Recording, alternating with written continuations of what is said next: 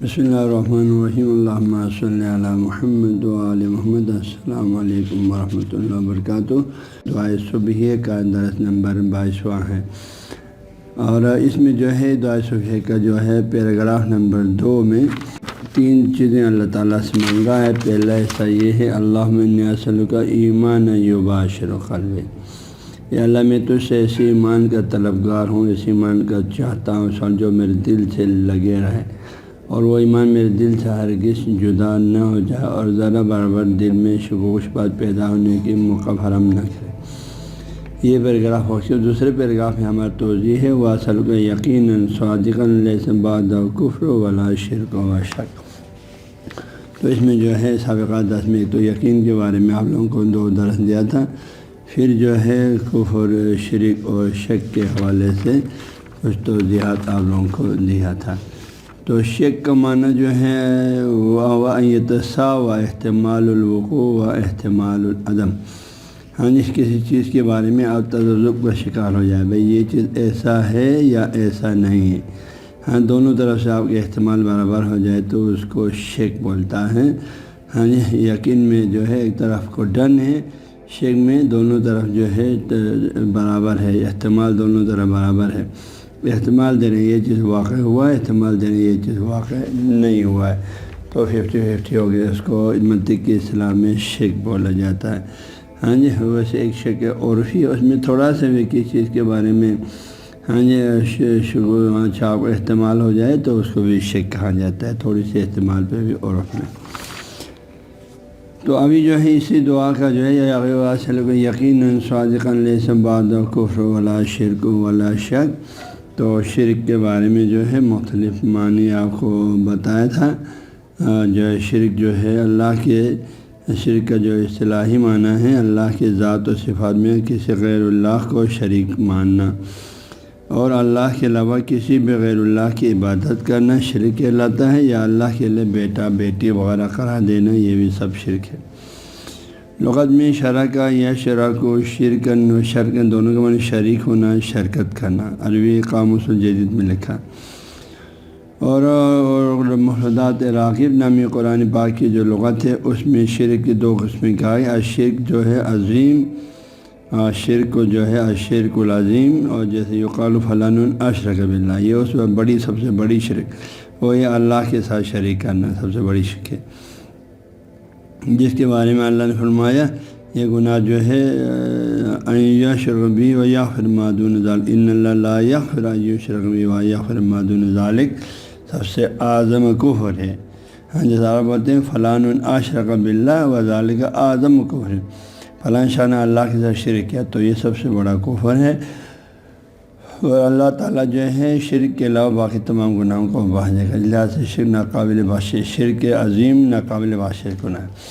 دوسرا شرک الصغیر ہے، چھوٹا شرک، وہ کیا وہ مراوعات غیر اللہ معہ فی بعض الامور، بعض کاموں میں خدا کے علاوہ اور چیزوں کو بھی ڈائریکٹلی بلا واسطہ اس کو مؤثر سمجھے، تو وہ کیا ہے وہ ریا اور نفاق ہے۔ چنانچہ اللہ تعالیٰ نے قرآن پاک فرمایا وما یؤمن اکثرهم باللہ وهم مشرکون، جنہوں نے ایمان لایا اس میں سے بھی اکثر مشرک ہے، تو یہاں اس شرک سے مراد ریا وغیرہ ہے، یہ شرک عظیم نہیں ہے، شرک جلی نہیں ہے، شرک خفی ہے۔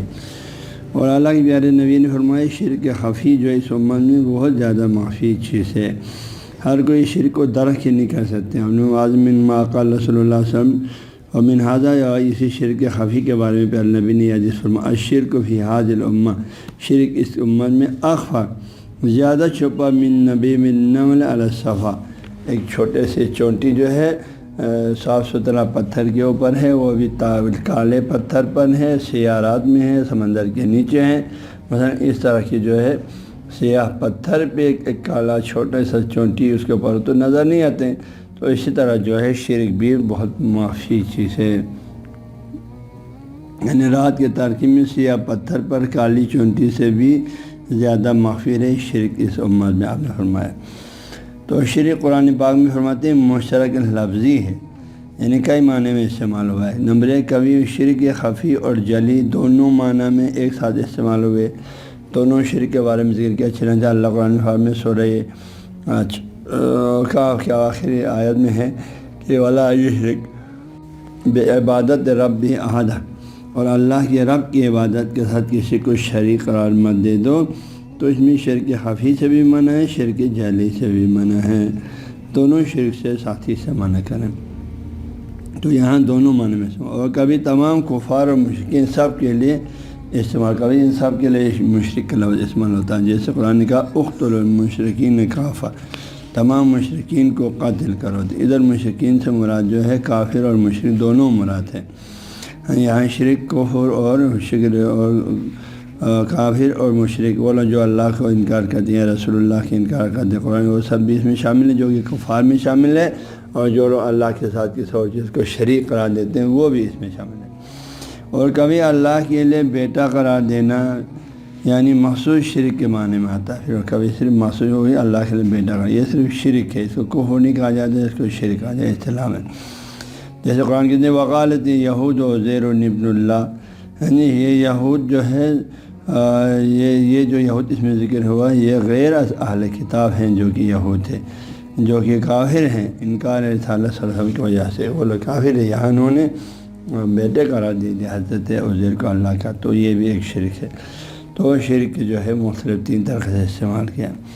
تو اب اس دعا کا مجموعی ترجمہ یوں بن جائے گا اللہم انی اسألک ایمان یباشر قلب واسألک یقینا صادقا لیس بعد کفر ولا شرک ولا شک کا ترجمہ، اے اللہ، اے پروردگار، میں تجھ سے اس سچے یقینی پہلو، اس سچے یقین میں نے اصل کا ایمان یباشر، ایسے سچے یقینی پہلو کا خواہاں ہوں جس کے حصول کے بعد کسی قسم کی کفر، شرک اور شک شبہ کی گنجائش نہ رہے۔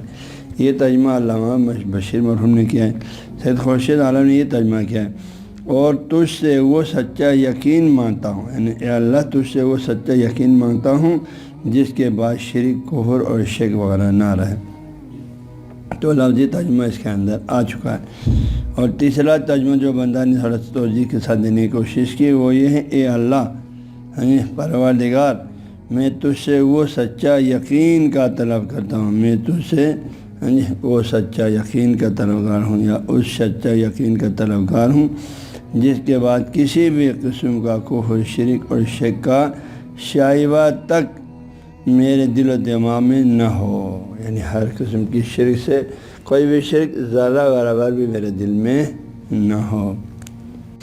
تو یہ اس مبارک دعا کا ترجمہ ہے، تو کہ اللہ میں تجھ سے جو ہے وہ یقین ایسے یقین کا طلبگار ہوں، جو ہے جو ایسے یقین کا طلبگار ہوں جس کی وہ یقین حاصل ہونے کے بعد پھر میرے دل و دماغ میں کسی بھی قسم کے شرک، کفر اور شک وغیرہ نہ ہو، ہرگز صرف ایمان ہے، کوئی شک نہیں۔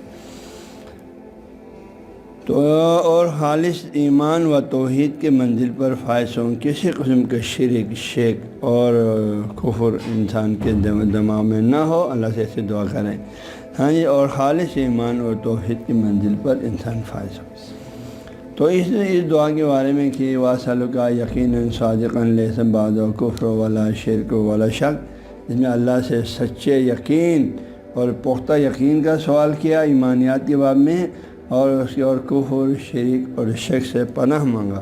تو اس کی وجوہات کیا توضیح، اس مبارک دعا میں کفر، شرک اور شک سے اللہ کے حضور پناہ مانگا، کیونکہ ایمانیات میں شک جو ہے انسان کو کبھی کفر اور شرک کے قریب کر دیتی ہے۔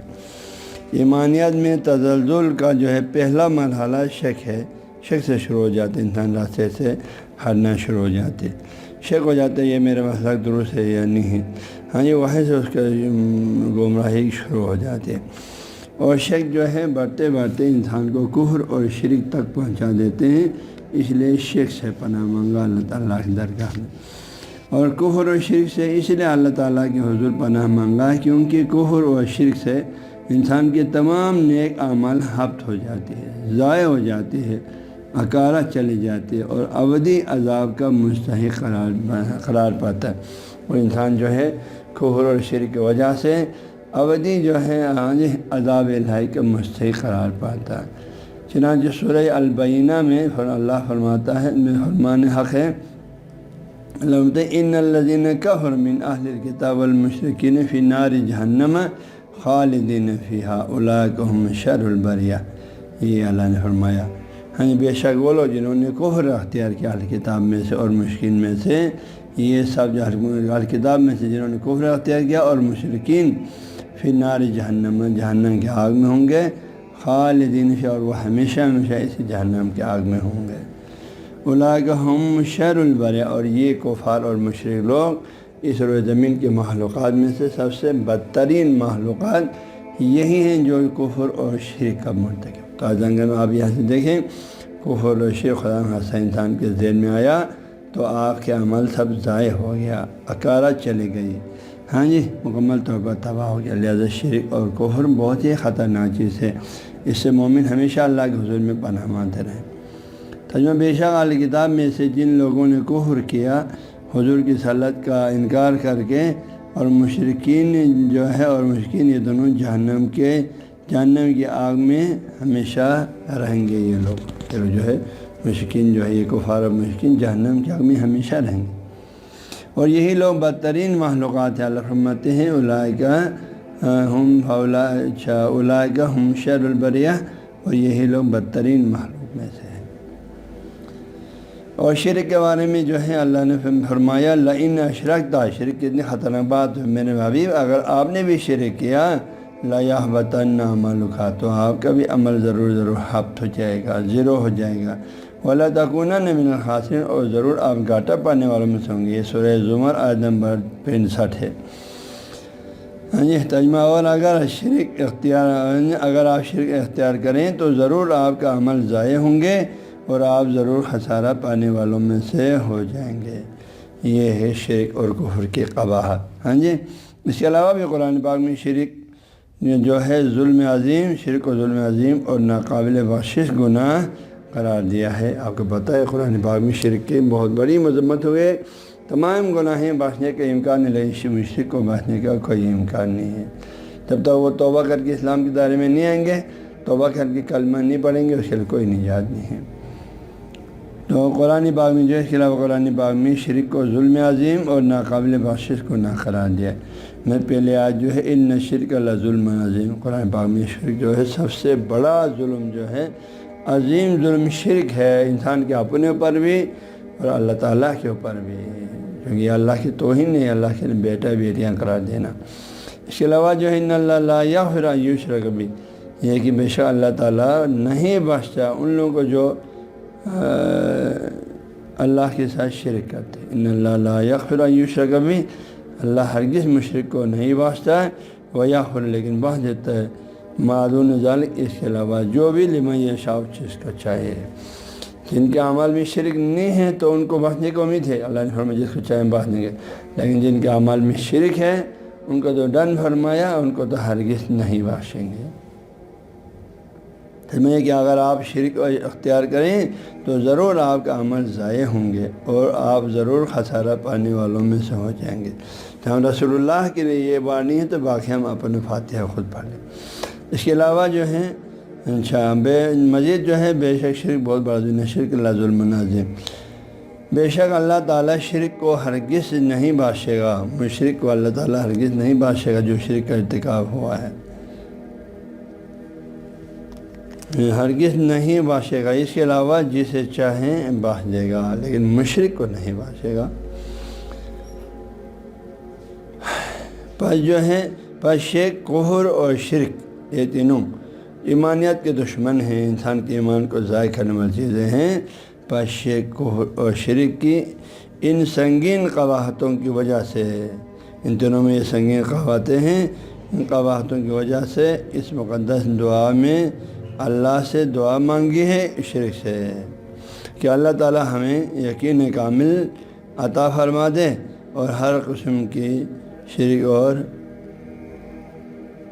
اور ہر قسم کی کفر، شرک اور شک و شبہ سے محفوظ رکھے۔